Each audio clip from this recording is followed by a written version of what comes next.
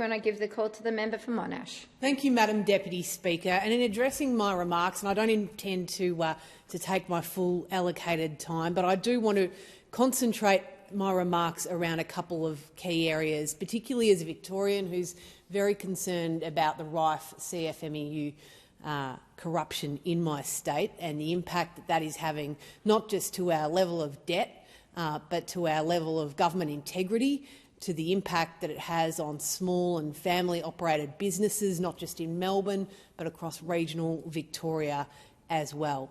Now, this bill seeks to address some necessary change. Madam Deputy Speaker, it seeks to address some unnecessary change, and it seeks to implement, I think, some bad change as well, and I will run through those concerns.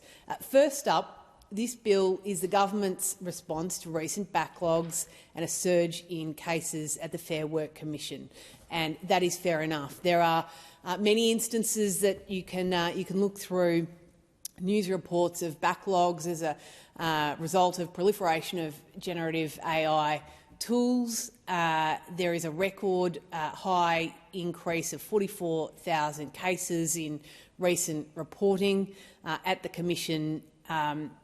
Some of those cases are meritorious, some of them are not, and unfortunately a growing number are as a result of AI technology, and they are flawed or faulty applications. And, Madam Deputy Speaker, I draw your attention to Deputy President Coleman recently dismissed a claim. It was the fifth claim in 2 years by this applicant, and the Deputy President found that it was faulty and it was flawed, and made some remarks about the impact of AI in building some of these applications. Now, there's been some commentary around it's $89.70 as a fee to lodge a complaint, and in 40% of those cases, the Fair Work Commission waives them or reduces them. And it has to be said, I think, with 50,000 unfair and general protection claims anticipated for this year, the issue of AI and a very low fee should be taken into account when dealing with looking at the impact administratively and certainly in the pursuit of natural justice at the Commission. The Fair Work Commission has made some public commentary on that workload crisis, and as I've said, AI-assisted tools are a big part of that. The Fair Work Commission President, Justice Adam Harcher, released a statement at the end of 2025, and I quote that he has said the workload has simply become unsustainable and that modest levels of legislative change were needed to help, and that is a fair point. So what does this bill do?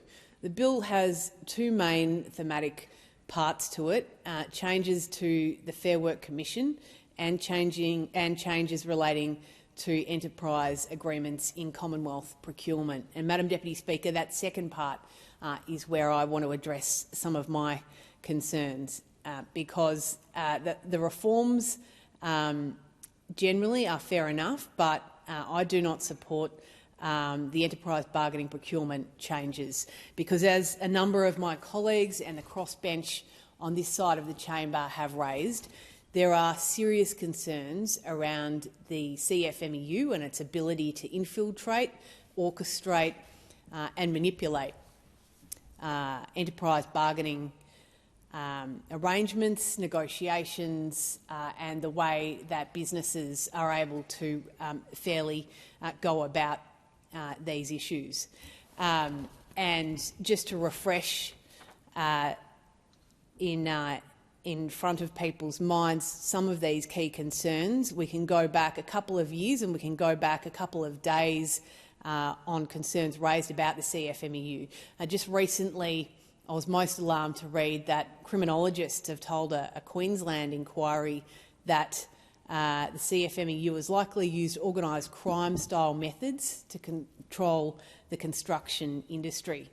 Jeffrey Watson, and I know his report to the Queensland Government rotting from the head has been referenced a number of times in this debate, but it is worth, I think, mentioning for a couple of reasons. The corruption induced by the CFMEU in Victoria has cost the taxpayer $15 billion, and that's an estimation.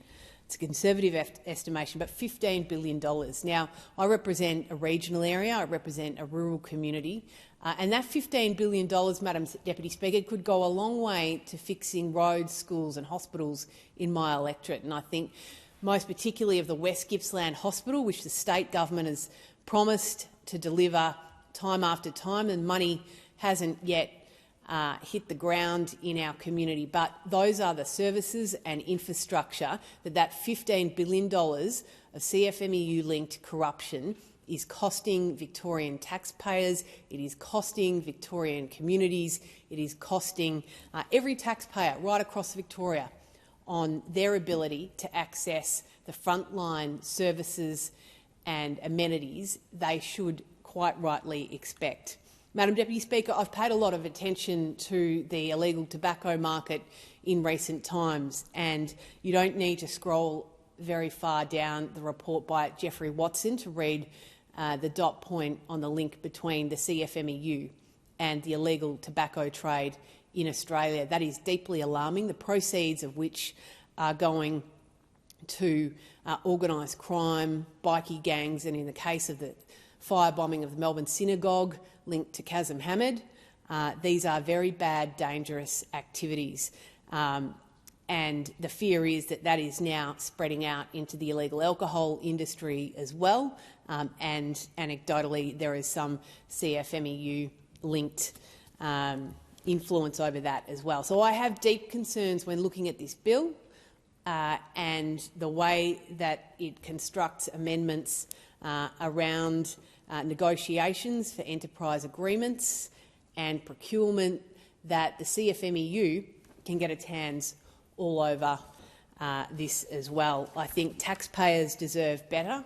I think our community deserves far better, and that is why I stand in this place very strongly against what this bill seeks to do in relation to that. I will conclude my remarks early, Madam Deputy Speaker, and thank the House.